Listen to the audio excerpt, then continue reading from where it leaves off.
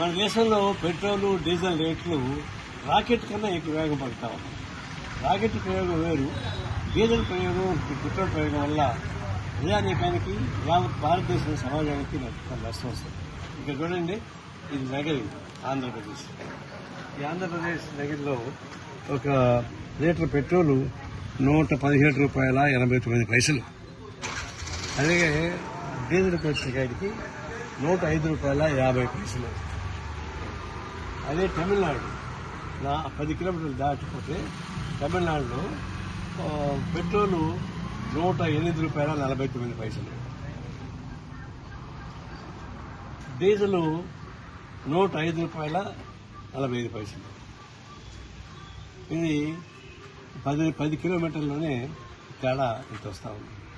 ఇది కాకుండా ఈ మధ్య 1 వీక్, ఒక వారంలోనే దాదాపు ఒక లీటర్ పైన ₹7 నుంచి ₹8 పెరిగింది మొత్తం కలిసి. మొట్టమొదటి ₹3, తర్వాత ₹1, ₹2.50 అట్లా పెరుగుతా ఉంది. ఇంకా పెరుగుతుంది. అంటే ఈ విధంగా పెంచుకుంటూ పోతుంటే అదేమంటే ఇరాన్ వారు, తర్వాత అమెరికా వారు అని చెప్తాను. దానికి దీనికి ఇంటర్నేషనల్ బ్యారెల్ సర్టిఫికేట్ చూడాలి. అంతర్జాతీయ స్థాయిలో బ్యారెల్ రేట్లు పెద్దగా పెరగలేదు. ఆ పెరగకపోయిన దాన్ని గురించి చూపించి పెట్టేస్తారు. ఏంటంటే కేంద్రం వచ్చేటువంటి రిజర్వ్ పెట్రోల్ కన్నా అనేక రకాల సెస్సులు కేంద్ర ప్రభుత్వం వేసి పంపిస్తారు. ఆ రాష్ట్రాల వాళ్ళు స్థానికంగా సెస్ వేస్తారు. ఉదాహరణకి తమిళనాడు వాళ్ళు స్థానిక సెస్ తగ్గించుకుంటే మనం ఏపీ పెంచింది ₹10 తేడా వస్తూ ఉంది. అంటే సెంట్రల్ బాధలు, రాష్ట్ర బాధలు కలిపి నడుస్తూ ఉన్నాయి. ఇది కేంద్ర ప్రభుత్వం కంట్రోల్ చేయాలి. ఆయా రాష్ట్రాలకి వాళ్ళు ఇష్టం వచ్చినట్టుగా లోకల్ సెస్ వాళ్ళు వేస్తూ ఉంటే, మీకే చూసి అంతర్జాతీయ సెస్ మీరు వేసుకుంటారంటే అంతర్జాతీయ ఫుడ్ అంటే తెలుసండి.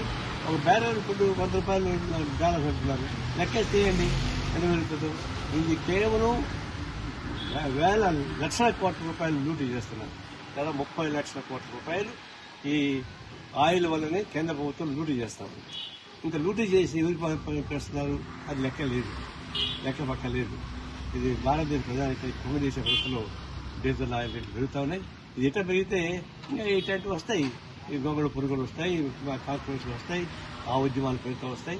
ప్రజలకు అసంతృప్తి పెరుగుతుంది. రకరకాల పద్ధతుల్లో ప్రజానీకంలో అసంతృప్తి పెరుగుతుంది. ఇది నివురుగు దిప్పులాగా ఉంది. చెలగాట ఆడబాకని రాష్ట్ర కేంద్ర ప్రభుత్వాన్ని హెచ్చరిస్తా ఉన్నారు.